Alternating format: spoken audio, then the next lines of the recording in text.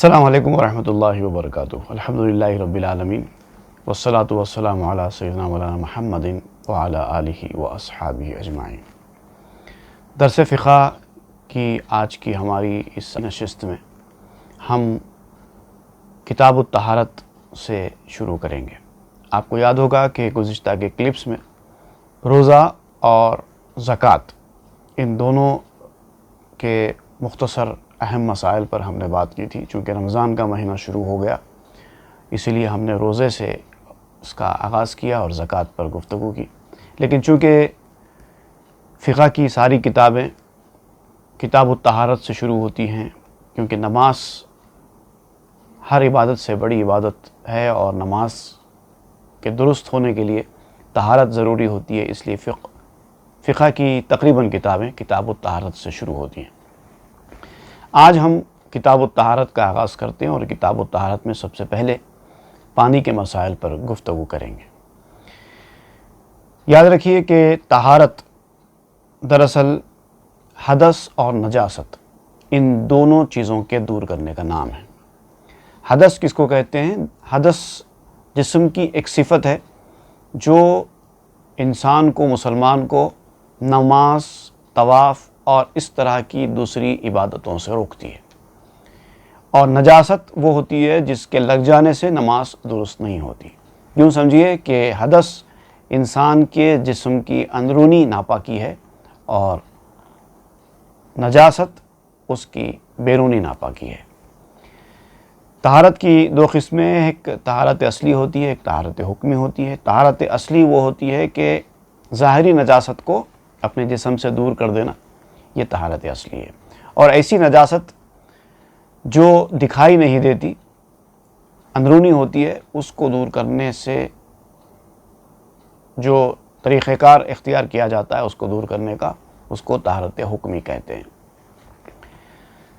استنجا کرنا یعنی پانی سے یا پھر ڈھیلے یا پتھر وغیرہ سے جسم کو لگی ہوئی نجاست دور کرنا، یا پھر وضو، غسل، تیمم اور استجمار کہتے ہیں پتھر یا ڈھیلے سے طہارت کرنا، نجاست کو دور کرنا، یہ سب طہارت کی قسمیں ہیں۔ حدث جو ہوتا ہے وہ جسم کی جو اندرونی کیفیت ہے، جو ناپاکی ہے، اس کو حدث کہتے ہیں۔ جو اندرونی طور پر ناپاک ہوتے ہیں ان کو اہل حدث کہا جاتا ہے۔ تو حدث بھی دو قسم کا ہوتا ہے، ایک حدث اکبر اور ایک حدث اصغر۔ غسل جب واجب ہو جائے، جب غسل فرض ہو جائے تو غسل کرنے کا نام حدث اکبر سے دور کرنا ہے، انہیں طہارت اکبر ہو جاتی ہے یہ۔ اور جب وضو کی آپ کو ضرورت پڑتی ہے، جب وضو ٹوٹ جاتا ہے تو یہ حدث اصغر کہلاتا ہے۔ اور ان تمام پاکیزگیوں کو حاصل کرنے کے لیے، ظاہری پاکیاں حاصل کرنے کے لیے آپ کے لیے ضروری ہوتا ہے پانی۔ پانی نہ ملنے کی صورت میں جب غسل اور وضو دونوں کا قائم مقام تیمم بنتا ہے، ورنہ جب تک آپ کے پاس پانی دستیاب ہے تب تک آپ پانی کے استعمال سے معذور نہیں ہیں، تب تک آپ کو پانی سے ہی اپنی نجاست دور کرنی ہوگی، تیمم اس کا قائم مقام نہیں بن سکتا۔ اکثر لوگ میں نے دیکھا ہے کہ پانی کے موجود ہوتے ہوئے بھی، یا پھر اتنی سخت بیماری نہیں ہے کہ آپ تیمم کریں، اس کے بعد بھی لوگ تیمم کر لیتے ہیں اور یہ سمجھتے ہیں کہ تیمم ہوتا ہے۔ تیمم بالکل نہیں ہوتا۔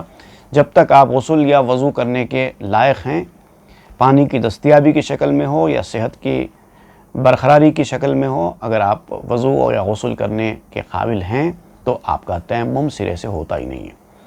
تو پانی بہت ضروری ہے طہارت حاصل کرنے کے لیے۔ تو پانی چونکہ ضروری ہے، لہٰذا پانی کے مسائل کے بارے میں جانکاری حاصل کرنا بھی ہماری ذمہ داری ہوتی ہے۔ تو پانی کے سلسلے میں یاد رکھیے، پانی بنیادی طور پر تین طرح کا ہوتا ہے۔ ایک تو وہ پانی جو طہور ہے۔ طہور ایسے پانی کو کہتے ہیں جو خود بھی پاک ہے اور آپ کی نجاست کو بھی دور کرے، یعنی آپ کو بھی پاک کرے۔ تو پاک خود بھی ہے اور دوسروں کو بھی پاک کرے، ایسے پانی کو طہور کہتے ہیں۔ لیکن پانی ایک وقت ایسی شکل میں بھی آتا ہے جو خود تو پاک ہوتا ہے، کسی کو لگ جائے تو انسان نجس نہیں ہوتا، لیکن وہ اس حالت پہ آ جاتا ہے کہ اس سے اب طہارت نہیں کی جا سکتی، یعنی وضو یا غسل نہیں کیا جا سکتا۔ پانی جب اس کیفیت پہ آتا ہے تو اس کو طاہر پانی کہتے ہیں۔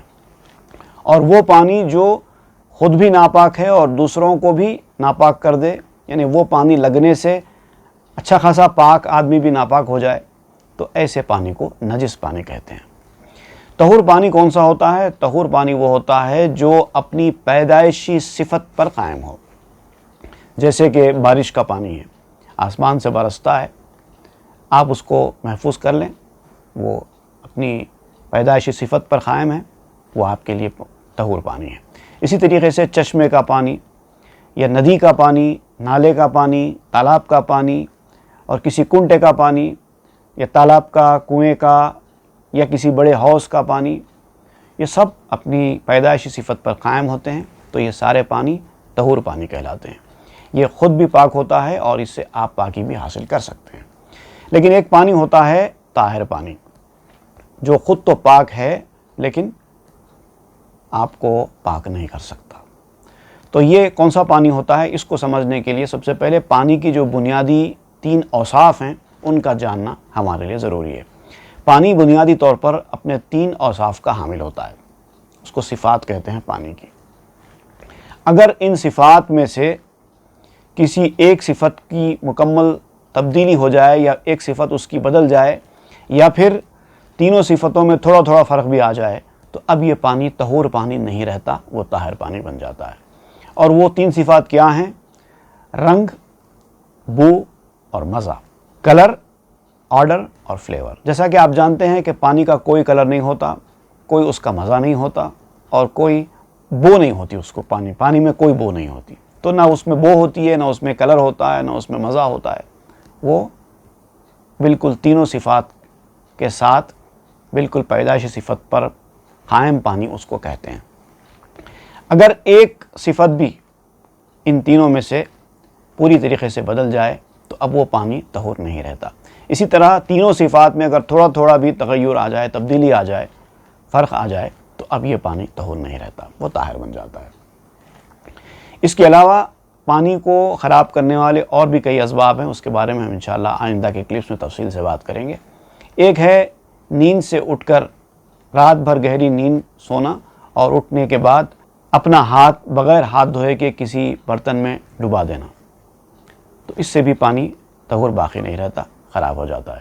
اسی طریقے سے بہتا پانی ہے، سڑک پر پانی بہہ رہا ہے، اگر وہ پانی پاک ہے اور آپ کے جسم پر اچھل جائے تو وہ پانی آپ کو ناپاک نہیں کرتا، اگرچہ کہ وہ طہور پانی نہیں ہے لیکن طاہر پانی ہے۔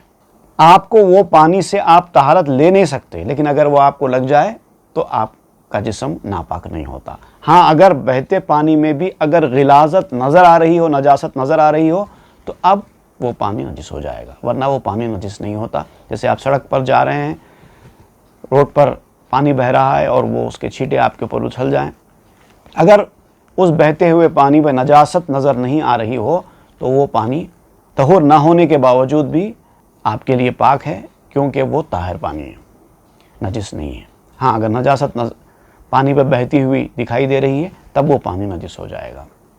تو نجس پانی میں کچھ نہیں ہو سکتا، وہ لگ بھی جائے تو آپ کے کپڑے بھی خراب ہو جائیں گے، آپ کا جسم بھی خراب ہو جائے گا، تو اس سے آپ نماز نہیں پڑھ سکتے۔ لیکن اگر نجس نہیں ہے، طاہر پانی لگتا ہے تو آپ اس سے نماز بھی پڑھ سکتے ہیں۔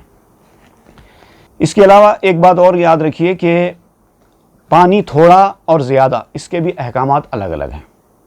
جیسے کہ فقہ کے اصطلاح میں ایک لفظ ہے، وہ ہے قلہ۔ قلہ تو آپ لٹرل میننگ میں، اس کے لغوی معنی میں آپ جائیں گے تو وہ تو ایک گھڑے کو کہتے ہیں، لیکن فقہ کی اصطلاح میں قلہ ایسے گھڑے کو کہتے ہیں جو اتنا بڑا ہو کہ اس کا اگر وہ اسکوائر میں ہے تو اس کی چوڑائی جو ہے، چاہے وہ چوڑائی ہو، چاہے وہ اس کی گہرائی ہو، ڈیپتھ ہو، یا چاہے اس کی لمبائی ہو، لینتھ، بریتھ یا پھر اس کی ڈیپتھ کچھ بھی رہنے دو، کم سے کم 1 ہاتھ رہنا چاہیے سائز میں۔ اگر 1 ہاتھ اس کی لینتھ ہے، 1 ہاتھ اس کا بریتھ ہے اور 1 ہاتھ اس کی ڈیپتھ ہے، تب جا کے وہ ایک خلہ بنتا ہے۔ تو حکم جو ہے 2 خلوں سے چینج ہوتا ہے۔ اگر 2 خلے یا اس سے زیادہ پانی ہے تو اس کا حکم الگ ہوتا ہے، اور اس سے کم ہوگا تو اس کا حکم الگ ہوگا۔ اسی طریقے سے اگر خلا اسکوائر میں نہیں ہے، گول ہے، عام طور پہ گھڑے گول ہی ہوتے ہیں، اگر گول ہے تو پھر یاد رکھیے کہ اس کی جو ریڈیس ہے، قطر کہتے ہیں اس کو، ریڈیس ہے، اگر ریڈیس 1 ہاتھ کا ہونا چاہیے اور اس کی گہرائی ڈیپتھ اس کا 2.5 ہاتھ 2.5 ہاتھ کا ہونا چاہیے، تب وہ ایک خلا بنتا ہے۔ تو اس طرح سے اگر 2 خلے پانی ہیں تو اس کا حکم مختلف ہوتا ہے۔ اگر خلتین کہتے ہیں، 2 خلوں کو اصطلاح میں عربی زبان میں خلتین کہتے ہیں، تو اگر خلتین یا اس سے زیادہ اگر پانی ہے، کوئی آدمی اس طرح سے ہاتھ ڈبا دے تو وہ پانی طہور پانی سے باہر نہیں نکلتا، کیونکہ وہ زیادہ ہے۔ اسی طریقے سے 10 دردہ ہوتا ہے، 10 ہاتھ چوڑا، جیسے کہ حوض ہوتے ہیں، تو حوض میں اگر تھوڑی بہت نجاست گر بھی جائے تو وہ ناپاک نہیں ہوتا۔ اسی طریقے سے کنویں کا بھی بولی کا بھی معاملہ ہے کہ اگر بولی میں کوئی نجاست تھوڑی بہت گر جائے تو اس سے بولی کا پانی نجس نہیں ہوتا۔ کوئی بلی وغیرہ گر جائے یا مر جائے تو اس کا ایک خاص طریقہ ہے، اس طریقے سے اس کو مری ہوئی بلی کو نکال کر اس کا پانی تھوڑا سا نکال کر پھینک دیں جو بتایا گیا ہے، تو وہ حساب سے وہ پاک ہو جاتا ہے۔ ہاں، اگر جانور اس کے اندر مر جائے تو پھر وہ الگ صورت ہے، چونکہ وہ پانی زیادہ ہے۔ تو کم پانی کے احکام الگ ہیں، زیادہ پانی کے احکام الگ ہیں۔ انشاءاللہ اس کے بارے میں ہم تفصیل آئندہ کلپس میں آپ کی خدمت میں پیش کریں گے۔ فی الحال ہم کو اجازت دیجیے۔ السلام علیکم ورحمۃ اللہ وبرکاتہ۔